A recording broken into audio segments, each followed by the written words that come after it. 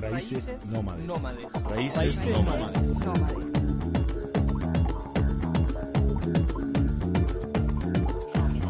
Países nómadas.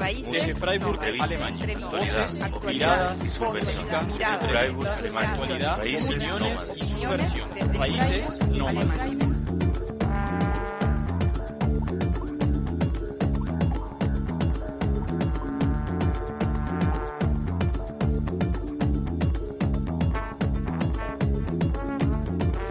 Raíces, entrevistas, voces, actualidad, miradas, opiniones, música, nómadas, entrevistas, miradas, actualidad, raíces, opiniones, nómadas, subversión, desde Freiburg, Alemania. Raíces nómades. Raíces nómades. Raíces nómades. Raíces nómades.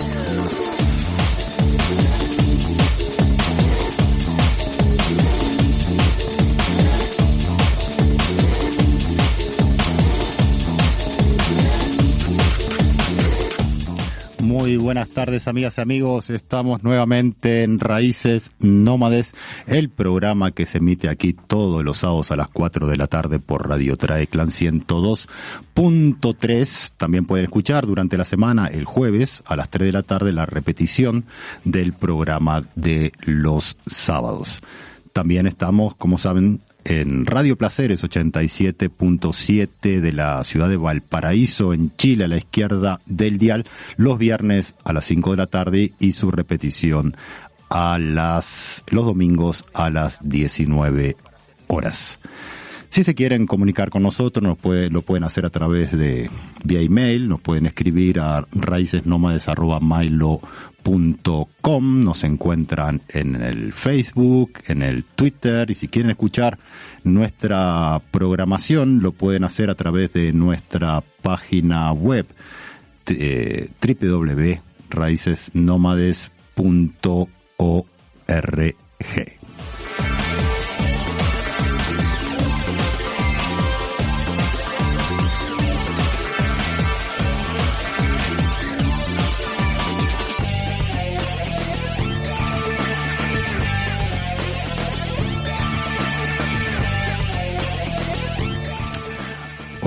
Hoy vamos a tener un programa, digamos, literario, gracias a la cooperación que tenemos con la tertulia Freiburg. Ellos realizan varias actividades vinculadas con la literatura. Y bueno, esta semana, en caso concreto ayer, organizaron una actividad recibiendo al escritor español residente en Granada, Arturo Muñoz, que vino a presentar su última novela, o su novela, Por un túnel de silencio. Así que hoy vamos a estar conversando junto al autor, junto a Arturo Muñoz, acompañado también con su amigo Mario, que también es hijo de uno de los protagonistas de ese libro, junto también a Carolina y Raúl, miembros de la tertulia. Digamos que Arturo Muñoz vive en Granada, es licenciado en Filología Inglesa, especializado en traducción. Ha pasado largas temporadas en Lisboa, en Valencia, en Brighton y en Nueva York. Trabaja como corrector de ortotipografía y estilo y traduce películas, documentales y libros. Durante varios años formó parte del grupo Pájaro Jack, junto también a Mario, que está aquí presente, donde tocaba la guitarra, y hacía los coros también. Y en el 2020 publicó en solitario un EP de 5 versiones de clásicos de la bossa nova llamado Esta Luz. Desde pequeño ha escrito con constancia, pero sin mucha ambición, diarios, relatos, entrevistas para pequeños blogs y fanzines. Por un túnel de silencio es su primer libro. Pero vamos a comenzar entonces con música. Vamos a comenzar con la banda de Arturo y Mario, con Pájaro Jack. Vamos a escuchar la canción El Medio Tiempo.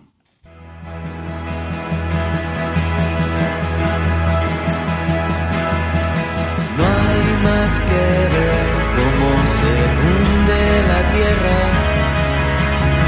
Basta con que mire el punto que hay entre mis pies y ya no está.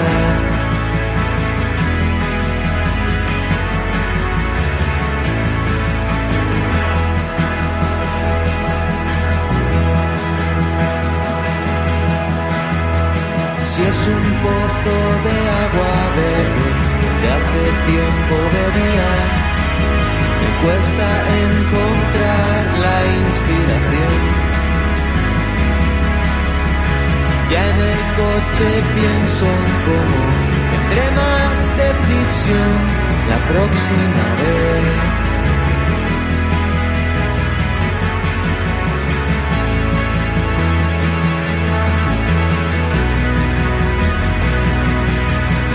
Todo lo que sé lo he visto en la pared de otra forma más normal. No lo podría comprender, tanta prisa no está bien. Muchas veces el tiempo se puede detener. Déjame que mire la pared.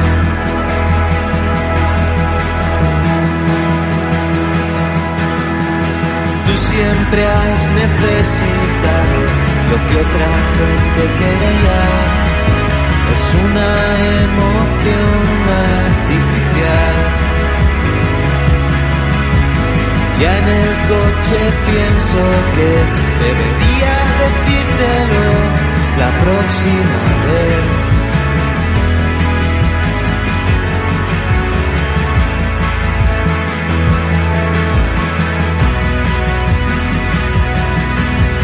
Todo lo que sé lo he visto en la pared de otra forma más normal. No lo podría comprender, tanta prisa no está bien. Seguimos en Raíces Nómadas escuchando el medio tiempo de Pájaro Jack y le doy la bienvenida a todos y todas, Carolina también, a Arturo, a Mario y a Raúl. Y bueno, Raúl, miembro de la Tertulia Freiburg, va a comenzar y va a tomar la posta de este programa dedicado al escritor Arturo Muñoz. Muchas gracias. Gracias, Andrés. Muchas gracias a Arturo por estar aquí con nosotros hoy. La primera cosa que queríamos preguntarle o que queríamos... con la que queríamos empezar para presentar este libro es, dado que ya hemos escuchado esta canción, que tiene un poco el vínculo mediante el cual une a Arturo con Mario, es cómo surge la idea, cómo empezasteis a darle vueltas a escribir esta novela, y quizás cuéntanos un poco también de qué va y de qué se trata. Bueno, buenas tardes lo primero, y muchísimas gracias a Andrés, a Raúl, a Carolina y a Mario. Y bueno, es curioso escuchar esta canción ahora porque, bueno, hace un tiempo que ya el grupo lo dejamos, pero curiosamente cuando estamos terminando con el grupo surgió esta idea del libro, ¿no? Surgió de una forma muy accidental y según una relación de amistad que yo tenía con Mario. Yo no tenía el plan de escribir este libro, ¿no? Pero creo que eso también dice mucho de algo importante que hay en esta novela, y es la importancia de de los círculos inmediatos, por encima igual de la teoría política o por encima de la ideología y todo eso. Hay algo muy relevante en todo lo que sucede en este libro y en todo lo que trata, y es las lealtades más inmediatas que uno siente hacia su amigo, hacia su familia, hacia su superior en un cuerpo militar como es la Guardia Civil, y cómo eso determina muchas veces más intensamente el devenir político de un conflicto que un plan a priori mejor armado o más deliberado, ¿no? Todo esto que estoy hablando seguramente sonará un poco etéreo porque no hemos dicho de qué trata el libro, así que voy a intentar resumirlo rápidamente. Este libro trata sobre un joven guardia civil, por lo menos ese es su punto de partida. La Guardia Civil es un cuerpo policial español que empezó hace muchísimos años, en el siglo XIX, que ha tenido diferentes papeles y funciones a lo largo de la historia de España, que durante la dictadura franquista fue muy duro y bueno, una de las armas represoras del régimen de Franco, y que después durante la democracia se modernizó y hoy en día hace labores muy diferentes, no solo policiales, sino también de protección de la naturaleza, medio ambiente y diferentes actividades que son valoradas en distintos sectores sociales. Ya no se asocia solo este cuerpo policial a la derecha o a la represión como era antiguamente, ¿no? Estamos hablando de esta persona que protagoniza el libro. Él era un guardia civil muy joven cuando en el año 71, es decir, todavía durante la dictadura de Franco, lo destinan al País Vasco. Lo destinan allí a la fuerza. Este es un chico que no tiene formación, no tiene educación. Él dejó de estudiar a los 12 años porque la familia necesitaba dinero. Y como en su familia tenía ejemplos de otros miembros de su familia que habían sido guardias civiles, en un momento dado él ve que esa es una opción económica para salir de la pobreza que él puede abrazar, ¿no? Entonces, él se va al País Vasco sin tener conocimiento de lo que está sucediendo allí en ese momento. Lo que está sucediendo allí en ese momento es que hay un grupo independentista violento que empieza a cometer atentados y asesinatos exigiendo la independencia de la región española del País Vasco. Y este chico, que es muy joven en ese momento, lo envían allí a la fuerza. Él había pedido otro destino y acaba allí de pronto. Entonces, una persona que trabaja además en este cuerpo que es la Guardia Civil, en ese momento era un cuerpo que prácticamente esclavizaba a sus trabajadores. Eran personas que no tenían derechos. Era como este chico, personas que hacían jornadas de trabajo de 16, 18 horas, que hacían a lo mejor un mes entero de guardia nocturna, que para irse de vacaciones tenían que hacer un examen y si lo fallaban no podían irse, a las que por tener un cordón desatado del zapato podían encerrarla un fin de semana, a las que porque un día le oliera la boca a vino podían pegarle un puñetazo a un superior suyo. Vivían en un régimen muy duro y muy esclavo, ¿no? Y además de eso, además de sufrir los abusos del cuerpo policial que debía ampararlo, en ese momento empiezan a sufrir algo muy que con el tiempo se convertiría en una herida muy grande en España, que es la violencia de ETA. En ese momento ya empiezan a matarlo, empiezan a acosarlo y a hacerle la vida muy difícil. Ese es el punto de partida de este libro. Un joven guardia civil está destinado a la fuerza en el País Vasco y cómo poco a poco él va viendo lo que sucede allí, cómo se está complicando la situación. Y otra cosa que empieza a suceder pronto es que ese cuerpo al que él pertenece empieza a reprimir muy duramente a la oposición. Tan duramente que en algunas ocasiones mata a ciertos opositores, colabora con mercenarios o con sicarios que van a matar o a atentar contra opositores al régimen, contra gente, en fin, y por eso se empiezan a mezclar muchas cosas, ¿no? Y el libro trata de abarcar un poco toda esa realidad tan compleja. Por un lado, la dificultad de la vida de este joven guardia en cuanto a su trabajo. Por otra parte, las cosas que tenía que sufrir porque empezaba el problema de ETA, las cosas que sufría por su propio cuerpo policial. Y bueno, a partir de ahí se va ramificando en muchas direcciones, pero ese es el punto de partida.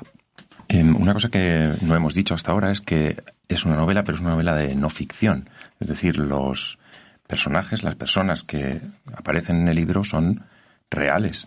Esto quizás puede darnos pie para que cuentes tu relación con Mario y qué papel tiene en este libro.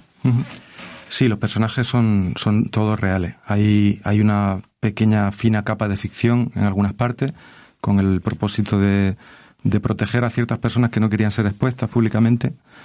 Y sí, pero realmente la relación que he tenido yo con los personajes del libro, que son en realidad personas, ha sido de una enorme cercanía. Creo que a mí eso me ha permitido, no he trabajado exactamente como un periodista, porque creo que, ya te digo, las entrevistas que he llevado a cabo han sucedido siempre en un clima de una intimidad grande, seguramente los entrevistados con el tiempo han podido ver que eso iba a alguna parte y en algunos casos le habrá generado algo de inquietud. Yo tuve la ventaja de no haber publicado nunca un libro, no tener una posición pública para nada. Yo me gano la vida como traductor y ese tono familiar y de intimidad en el que se produjeron las investigaciones y las charlas con la gente que protagoniza el libro es clave. porque me permite como una lupa muy potente en zonas de la realidad de la sociedad española que muchas veces están muy protegidas, que mucha gente teme que se iluminen, ¿no? Porque son cuestiones muy comprometidas y que han generado heridas profundas, y es comprensible. Yo tuve suerte y pude establecer relaciones, como digo, muy cercanas con estas personas, y me contaron de todo.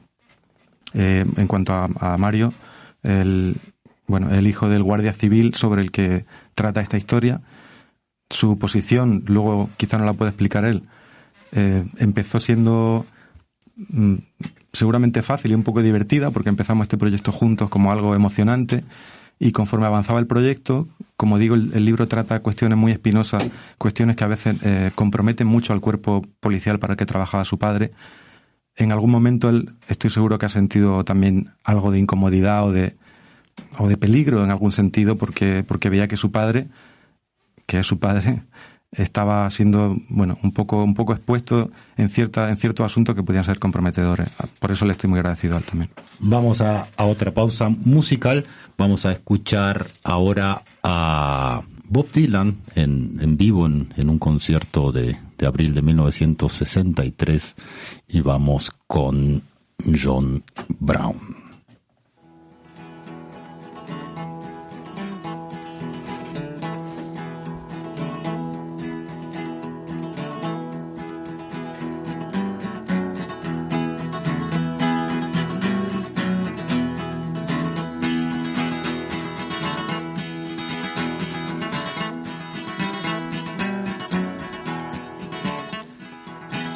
When John Brown went off to war to fight on a foreign shore, his mama sure was proud of him.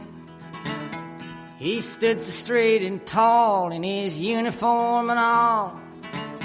His mama's face broke out to a grin. Oh, son, you look so fine. I'm glad you're a son of mine. You make me proud to know you hold a gun.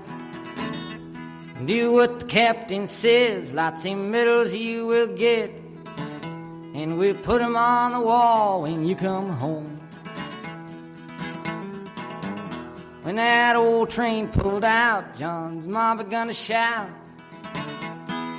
telling everybody in the neighborhood, that's my son that's about to go. He's a stranger and he's a soldier now, you know. She made well sure her neighbors understood.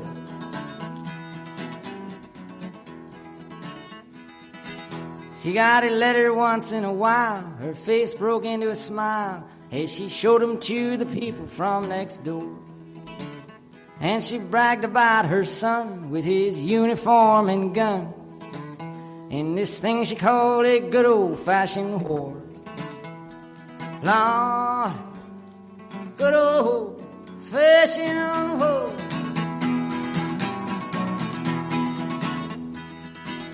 And the letters ceased to come. For a long time they did not come. They ceased to come for about 9 months or more.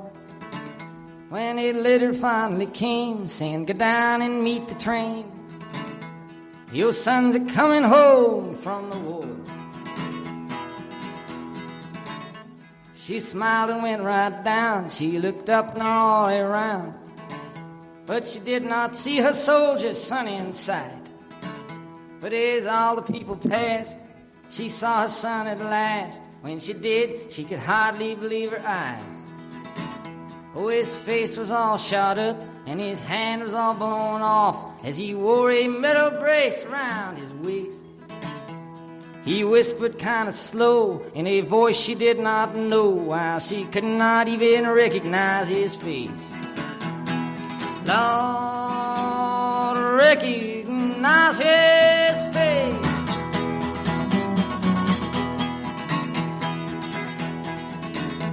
Tell me, my darling son, pray tell me what they've done. How is it that you come to be this way? As he tried his best to talk, but his mouth could hardly move, and his mother had to turn her face away. Me gustaría preguntarte qué motivó te llevó a escoger esta canción y qué relación tiene con el libro? Pues esta canción me ha gustado hace muchos años y después de escribir el libro vi que revelaba algunas ideas de las que cuento en el libro. Por una parte está la tensión. Esta canción trata de un soldado que se va a la guerra y habla de lo orgullosa que está su madre de él, de lo guapo que lo ve en su uniforme, de lo bien que le queda y todo eso. Y cómo al cabo de unos cuantos años el hijo vuelve y tiene la cara quemada y le falta un brazo y bueno, Bob Dylan construye las canciones con mucha narrativa. Esa es un poco la idea principal y creo que se relaciona bastante con algunas de las cosas que se revelan en este libro, y es como la diferencia entre las ideas y la realidad concreta, entre el aura de fantasía o de misterio en el que se quiere envolver ciertas cosas y luego lo rudimentaria, lo cruda y lo a veces fea que es la realidad. Podemos hablar, por ejemplo, de que la Guardia Civil era para algunos como un cuerpo que defendía a España. Podemos hablar luego también de que para otros los militantes de ETA o el movimiento de ETA era un movimiento noble en defensa de la democracia y contra el franquismo. Pero si luego acudimos a los casos concretos, vemos que ese guardia civil que defendía a España seguramente en algún momento algunos de ellos cometieron atrocidades, ¿no? Y torturaron y persiguieron, y como los militantes de ETA en otros casos cometieron también asesinatos terribles, ¿no? Esta tensión que hay a lo largo de todo el libro entre cómo las teorías no se sostienen demasiado cuando las contrastas con la realidad cotidiana, con la realidad prácticamente física, podríamos decir. Y luego hay otra cosa que también me parece importante, y es que habla mucho de la fealdad de la violencia. Esto me parece que es importante porque creo que incluso yo a lo largo del libro me he llegado a preguntar, es una cuestión que con la guerra de Ucrania se ha puesto otra vez de relieve, ¿cómo puede uno combatir la violencia? ¿Cómo puede uno combatir por ejemplo, la invasión de Putin en Ucrania? ¿Cómo puede uno en el año 74-75 combatir a un régimen en España que encarcela a la oposición política, que incluso a veces la mata, que impide la libertad de prensa, que impide la asociación sindical? En algún momento puede estar tentado de decir, la violencia es legítimo combatirla con violencia, ¿no? Y incluso si te plantea eso, lo que tienes que tener claro es que la violencia al final siempre es fea. Esa idea quizá legítima por la cual uno puede emplear la violencia contra la dictadura, en el libro se traduce, por ejemplo, en el asesinato de un hombre que es un padre de familia, guardia civil, que lleva en Guernica unos 10 años, que es una persona querida en el pueblo, cuyo trabajo no tiene nada que ver con la política tampoco. Él es vigilante de una fábrica, y que una noche, al acabar su turno de vigilancia en la fábrica, se va caminando hacia su casa, hacia el cuartel, y hay dos militantes de ETA que lo esperan en una caseta y lo ametrallan por detrás. A este hombre le perforan los 2 pulmones, le meten 26 casquillos de bala en su cuerpo, se desangra lentamente por el estómago porque además tarda en morir, tiene tiempo todavía de hablar con las personas que van a auxiliarlo. Eso es la resistencia antifranquista. Es decir, podemos pensar que en algún momento no hay otra herramienta para luchar contra el régimen, pero incluso quien quiera defender eso tiene que saber que esto es lo que pasa, ¿no? Esto es el resultado concreto de esa idea que en algún momento podemos estar tentados de defender. Cuando te encontraste con esta historia, ¿cuándo fue el momento que quiero escribir sobre esto? ¿Y cuál fue tu intención quizá inicial o lo que vos querías transmitir? Si tenías una idea clara, o eso se fue desarrollando a lo largo del proceso literario o creativo de querer contar esta historia en una temática, en un tema que en España, o sea, todavía las heridas están abiertas. Era como tomarse también hay como un riesgo, ¿no? De enfocar el conflicto, digamos, del País Vasco, si bien ETA ha dejado de matar hace 10 años y hay avances, digamos, en la cierta, no sé si empatía o reconciliación o no sé cómo llamarlo de la sociedad vasca, ¿no? Y no sé que al final de ese proceso, si cambió tu visión o cómo fue ese desarrollo, o qué había atrás. Quizás empecé mi primera aproximación al libro con ideas mucho más claras de las que he terminado teniendo. El libro, curiosamente, me ha hecho comprender algunas cosas, pero su efecto más frecuente en mí ha sido el de confundirme. Yo, mis primeras ideas acerca de este libro, cuando Mario me contó la historia de su padre, me empezó a contar algunas historias de que su padre había participado en detenciones muy espectaculares. Yo intentaba encajar esa historia en ciertos esquemas básicos que todos tenemos en nuestra cabeza. En mi caso, en ese momento, la Guardia Civil, que representaba al padre de Mario, era un cuerpo policial respetable, y lo que combatían era la militancia de ETA, que no era respetable, ¿no? Esas historias que más Mario me contaba encajaban en ese molde a priori. En cuanto empecé a investigar un poco más, empieza a haber matices, ¿no? Empieza a haber cosas que no se adaptan completamente a ese molde. Ves que efectivamente ETA mataba, pero ETA al principio, como mucha gente, como ETA tenía una posición al principio que mucha gente respetaba, mucha gente demócrata en España. Sí, sí. Entonces empezó a complicarse la cosa, sobre todo cuando supe que su padre había sido guardia civil no durante la democracia, sino durante la dictadura. Ahí empiezan a plantearse ya ciertos conflictos en mi cabeza. Este hombre entonces no era tan bueno como yo pensaba. Yo pensaba un poco en estos términos tan simplones, ¿no? Y tan infantiles en el fondo. Y claro, empieza a ver que, bueno, una persona con luces, porque también en el primer momento que yo lo conozco, el padre de un amigo, es un hombre amable, un hombre educado, un hombre que viene a vernos a los conciertos. Y de pronto empieza a ver, bueno, pero es que mira, he descubierto en este libro que este hombre perteneció a un grupo de información que era conocido en todo el País Vasco por su dureza, por detener a gente y torturarla, y empiezo a ver una tensión que me confunde, porque yo tengo una idea favorable de este hombre, pero de pronto desconfío un poco de él, o veo que puede haber cosas oscuras, ¿no? Entonces, el libro, yo creo que conforme he ido avanzando, lo que ha hecho ha sido todo el rato desmentir las tentaciones, desmentir la posibilidad de concluir algo, desmentir las sucesivas conclusiones a las que he llegado. Están todas en el libro, pero casi todas son al final rebajadas, matizadas, se contradicen. Y esa complejidad es lo que he aprendido, y la que yo no tenía el plan de contar eso, no lo sabía. Empecé con... Mi idea principal era mucho más básica. Bueno, una pregunta que nos surge leyendo el libro, que lo acabas de mencionar un poco, el tema de los prejuicios, ¿no? ¿Cómo evolucionan esos prejuicios a lo largo del proceso de creación? ¿Y en qué punto estás ahora? Pues ahora estoy alerta, porque he descubierto que tenía muchos más prejuicios de los que yo sospechaba, ¿no?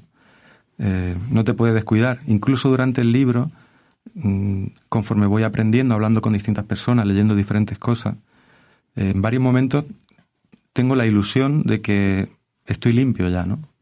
Como que he alcanzado una visión cristalina de la realidad que no está filtrada por ningún sesgo.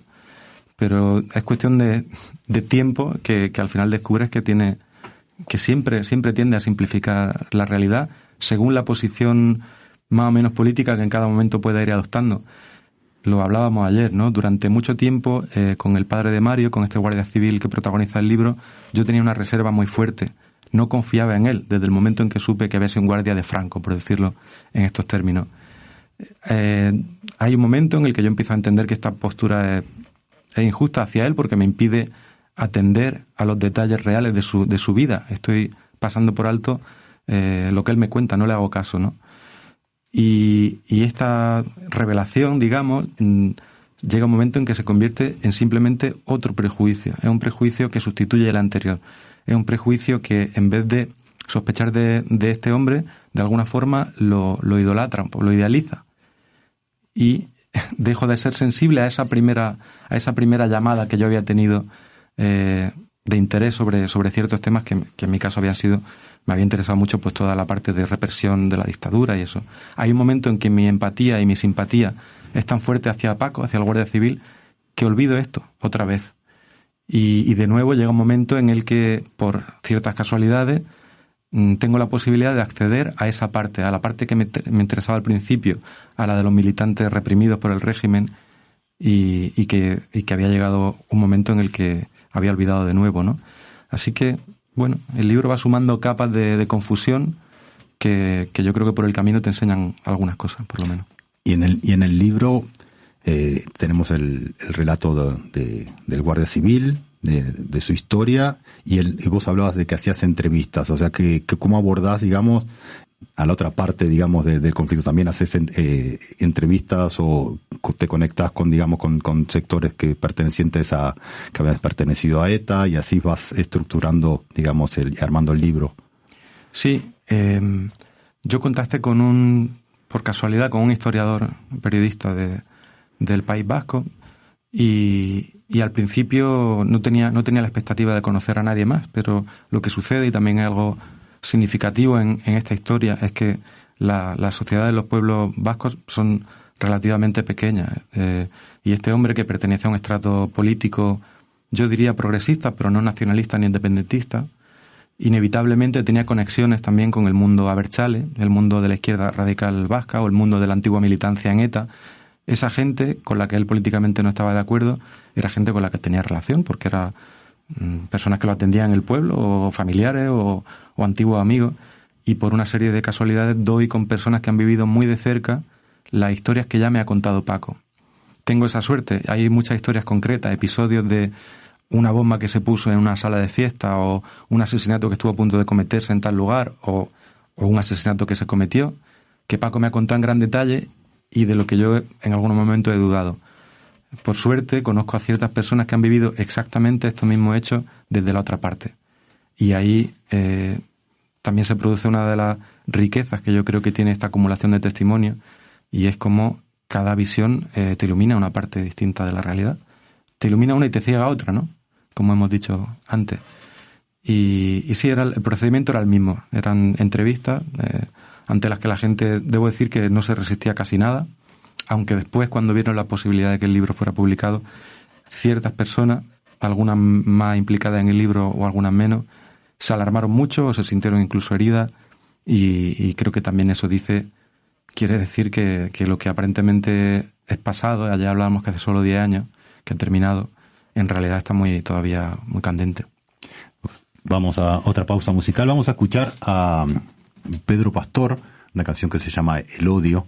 Pedro Pastor, el hijo también de Luis Pastor, un cantautor que también fue una figura importante, digamos, en los años 70, en la canción, digamos, política contra el franquismo.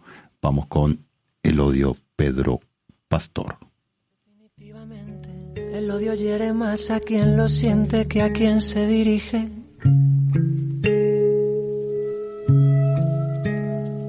¿Quién siente y quién dirige este odio gris?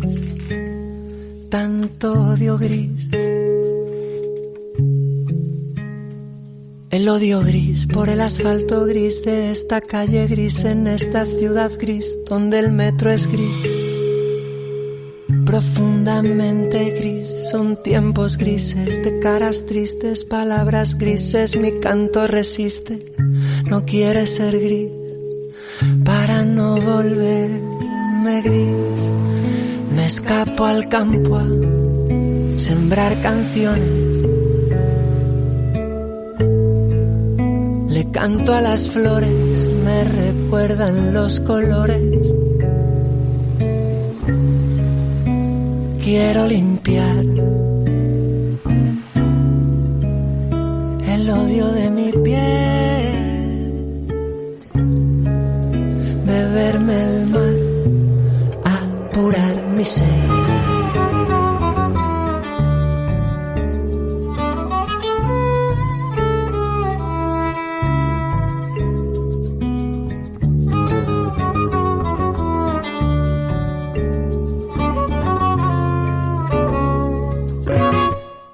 La prisa, el miedo, las calles, el río de gente, los coches, semáforos rojos, mentiras, gobiernos, las leyes, cartel de prohibido, el cartel embrutecido, miedos, dolores, computadoras, móviles que nos vuelven inmóviles, y llueve basura.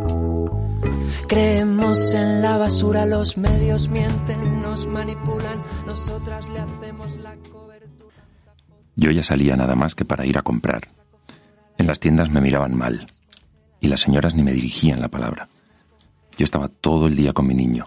Gracias a Dios que lo tenía él. Un lunes de mercado, un lunes que hacía mucho frío y había nevado mucho, salí a comprar con mi niño en su carrito.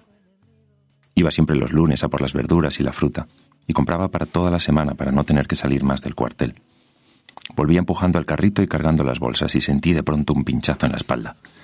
Y oí un grito. ¡Chivata, fascista! Como iba con el niño y tan cargada, no pude girarme a tiempo de ver quién había sido. Les dije de todo, eso sí. Llegué a la casa y me eché a llorar. Con rabia. Más rabia que miedo. Un bolazo de nieve en el centro de la espalda. Sobre el alma de mi canto, sobre el ala de mi canto, se posó una mariposa. Dulce canto que me sanas, suave canto de las ramas, triste canto a veces me empalagas. Este fragmento que acabo de leer, de Por un túnel de silencio, es un testimonio de Nuria, que es la mujer del guardia civil, del que se habla en el libro, y que es la madre de Mario. Como está aquí, pues me gustaría hacerle la pregunta, como persona que se ha involucrado en este proyecto y que se cuenta pues una serie de intimidades sobre su familia, sobre su madre, sobre su padre, cómo ha vivido él este proceso y qué le parece que aparezca tanta realidad tan dura en este libro. Bueno, hola a todos. Pues mira, ayer hablamos sobre esto y me ha dado tiempo a pensarlo un poco también y ahora me ha hecho una pregunta parecida. Y es verdad que presentación tras presentación quizá estoy cogiéndole un poco más de vértigo a la hora de que esas intimidades puedan ser realmente más públicas de lo que yo pensaba al principio, porque Arturo es amigo mío y todo ha sido de una forma todo se ha desarrollado de una forma muy familiar, como él dice y demás, por lo tanto nunca he tenido una idea de que esto pudiese tener algún tipo de impacto personal en mi familia, ni a nivel de ningún tipo, porque eran historias que también me contaba mi madre o que me había contado mi madre y que se la contábamos a un amigo y nos da igual que aparezca en un libro porque tampoco nos compromete de ninguna forma. Sí es verdad que al hacer el libro tenía yo cierto temor a que concretamente mi padre pareciese que fuese una persona torturadora o que entrase dentro de ese prejuicio del malo. Y bueno, creo que no ha sido así, por eso también se lo agradezco a Arturo porque lo ha hecho de una forma muy honesta. Pero bueno, no sé, yo también he estado en todo el proceso del libro, de todas las entrevistas que se ha hecho a mi madre y a mi padre, por lo tanto lo ha hecho de una forma muy cuidadosa, honesta, de forma cariñosa, por lo tanto nunca ha tenido ningún tipo ni de miedo ni bueno. ¿Pero no es cierto? ¿Se me escucha? Perdón. Sí, que es que no se me escuchaba. No, te quería decir que aunque como dices, yo he sido lo más respetuoso que he podido, también porque los conozco y les tengo cariño, pero lo cierto es que el libro expone unas cosas y unos hechos que pueden comprometer a tu familia y que incluso esa parte que es dura y que yo tengo que decir también que no he cortado ni he suavizado, al final pues lo había aceptado, ¿no? Que a mí también me sorprendió un poco. Sí, bueno, de hecho a mí también me sorprendió incluso de mi propio padre. Es decir, no sé si recuerdas muchas veces, tú mismo lo hablabas ayer, ¿no? La primera vez que le mandas el libro a mi padre, para ti un momento de tensión importante porque sabes, por tu propio respeto, que si mi padre, por lo que fuese, no estuviese de acuerdo, no hubiese estado de acuerdo en algo, no hubiese salido el libro o se hubiese paralizado porque tú anteponías eso ante todo, ¿no? Ante tu propia creación, sería el respeto hacia la persona que realmente ha hecho posible que tengas este libro. Pero yo también creía que él iba a ser un poco más duro con ciertas cosas o cómo iba a quedar, incluso mi madre también, que lo iba a leer desde otra postura más artística o de...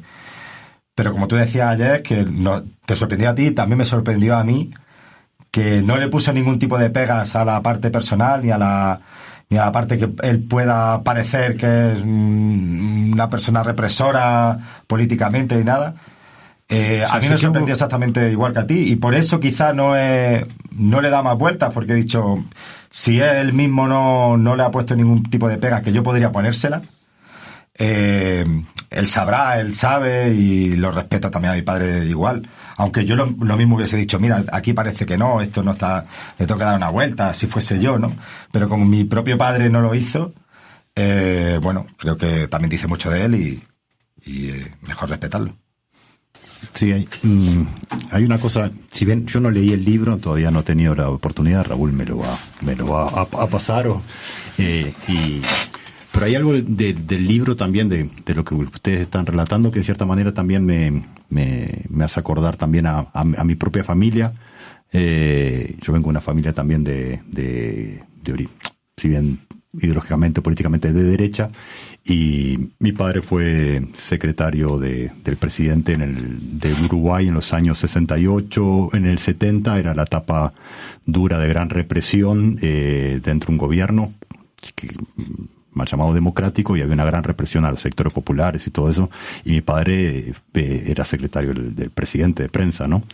Y entra mi padre, bueno, nos ocupan la casa, entra un comando del Movimiento de Liberación Nacional, Tupamaros, buscando información y todo eso, ¿no? Que a mí después en la adolescencia quería saber la información, ¿ok?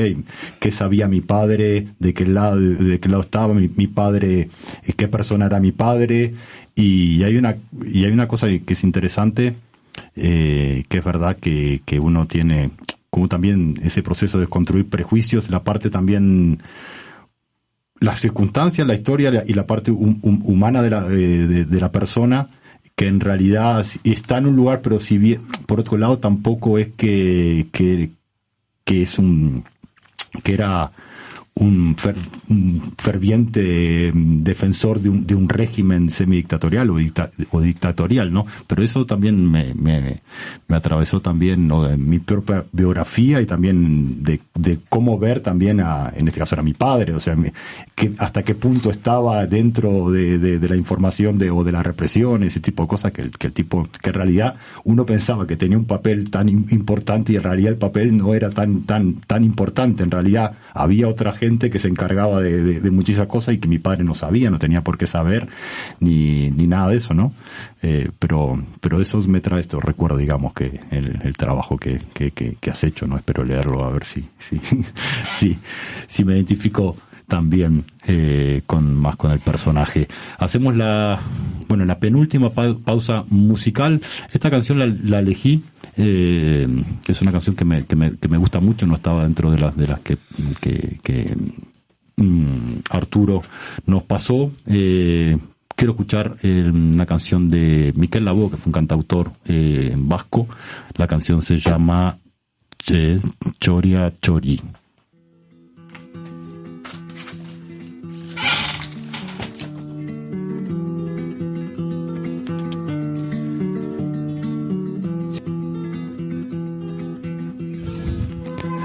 Si le hubiera cortado las alas, hubiese sido mío. No se hubiera ido.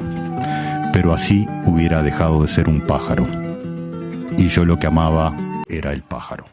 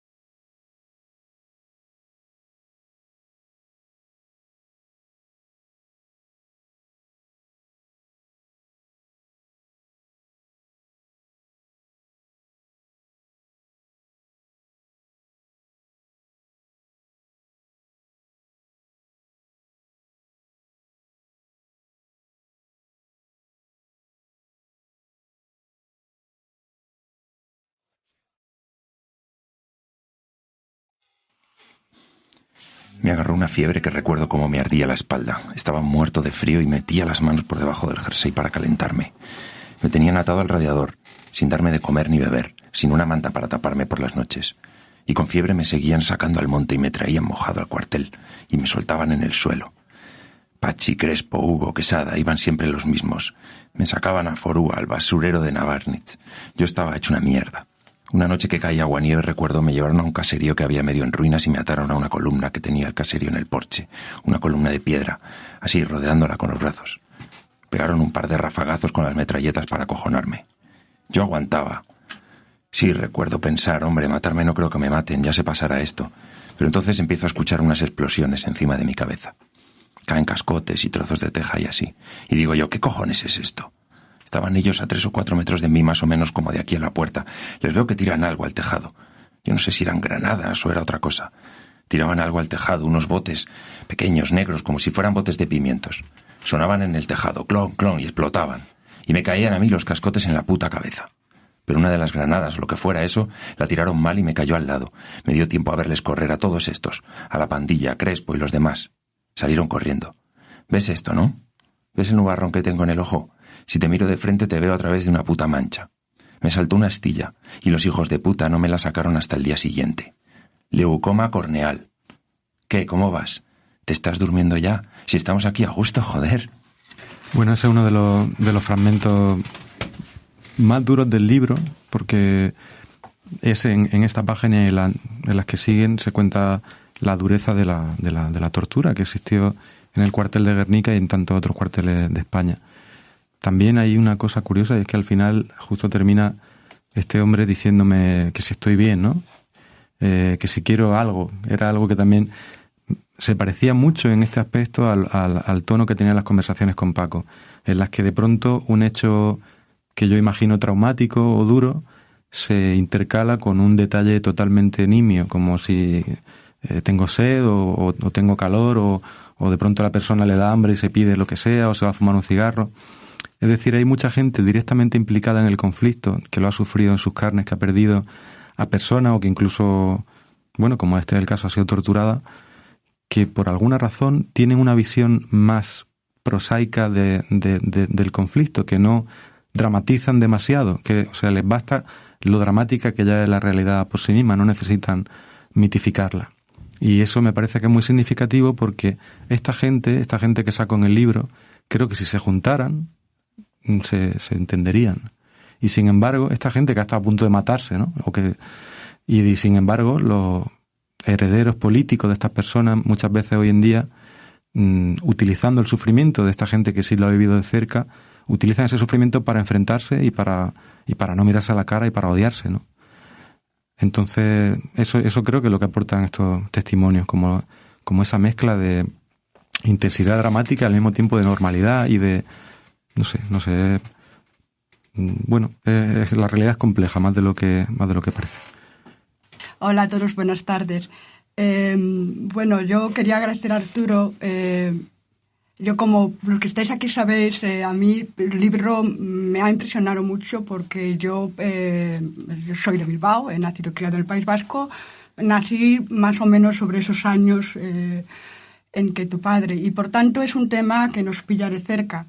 Y como ya le dije a Arturo ayer, el libro me sorprendió cuando yo lo empecé a leer.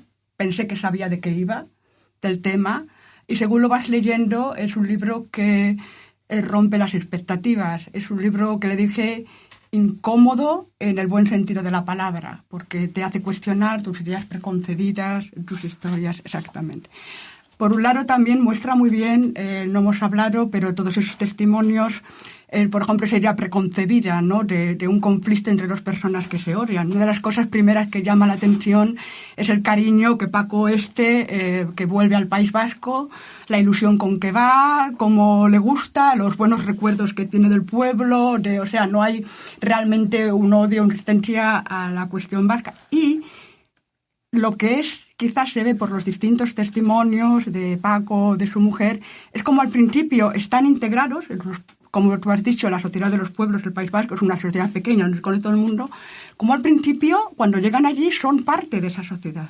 Como poco a poco, cuando se hace el conflicto, en lo que hemos leído, se empiezan a aislar, a separar, y la espiral de odio en que se cree. Eso me parece que es una cuestión muy significativa y que ha sido la herida que todavía está abierta en el País Vasco. Es un tema que, obviamente, lo que vimos en el País Vasco todavía crea esas cuestiones. Y esas personas que entrevistas después, también cómo se van todos los distintos testimonios completando de las torturas o pues se ven los distintos. Pero ¿cómo es? Creo que tú lo has dicho.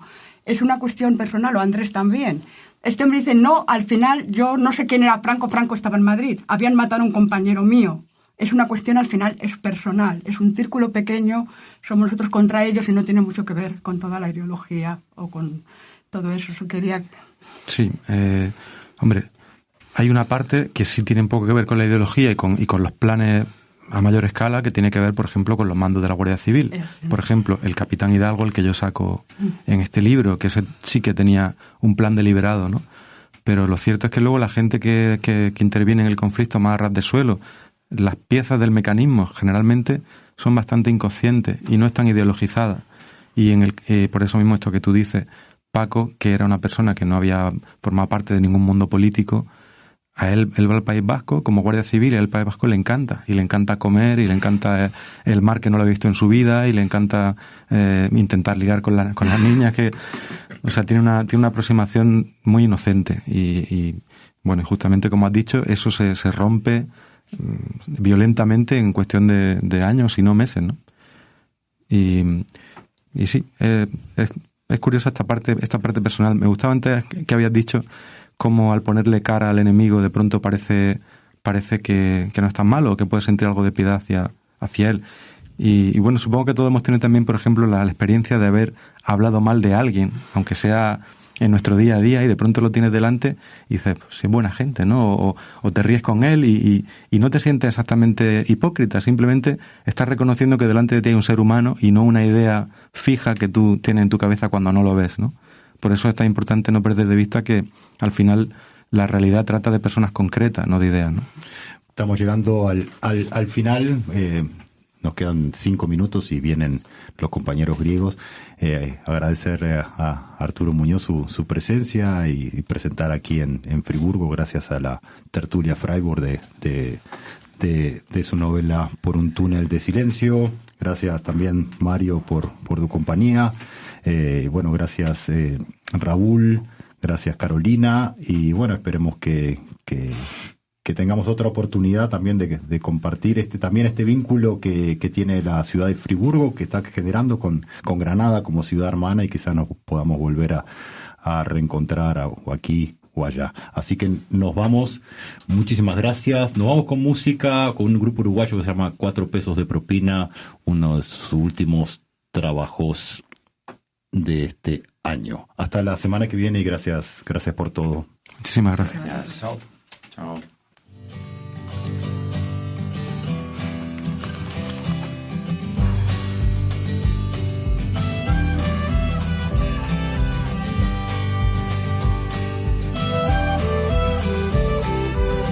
De soñar, resistir, de probar, de insistir, pedalear, construir, de abrazar y escurrir, de ladrar, de partir, tropezar y subir, de soltar y seguir, cada cual su manera.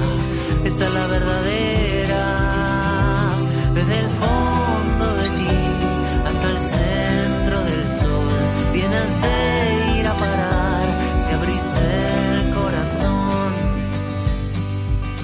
de emparchar, de ceder, de amacar, de caer, de alunar, de vencer, de quebrar y crecer, de asustar, de temer, de raspar y encender, de inspirar, de creer, cada cual su manera. Esa es la verdadera, desde el fondo de ti hasta el centro del sol, vienes de ir a parar, si abrís el corazón.